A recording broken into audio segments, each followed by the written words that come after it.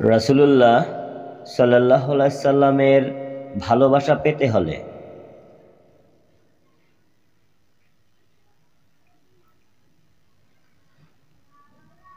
আব্দুর রহমান ইবনু হারিস রাদিয়াল্লাহু তাআলা আনহু থেকে বর্ণিত, তিনি বলেন, আমরা একদা নবী করিম সাল্লাল্লাহু আলাইহি সাল্লামের নিকটে ছিলাম।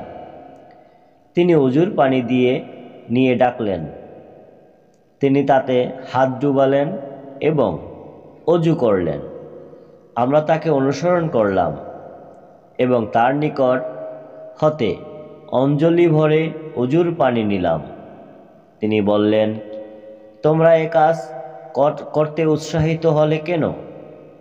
আমরা বললাম, এটা হলো আল্লাহ ও তার রাসূলের ভালোবাসা।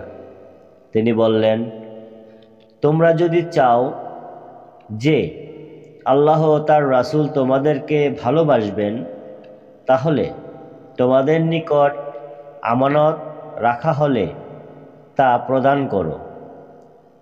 কথা বললে সত্য বলো।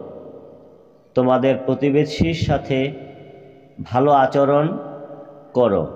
তারাবানি আত তারগিব আত তারহিব, হাদিস নাম্বার 4180। হাদিসের মান, হাদিসটি সহিহ। সম্মানিত ভাইয়েরা, এই সুন্দর সুন্নাহটি অপরের মাঝে শেয়ার করে নেকির ভাগী হব ইনশাআল্লাহ।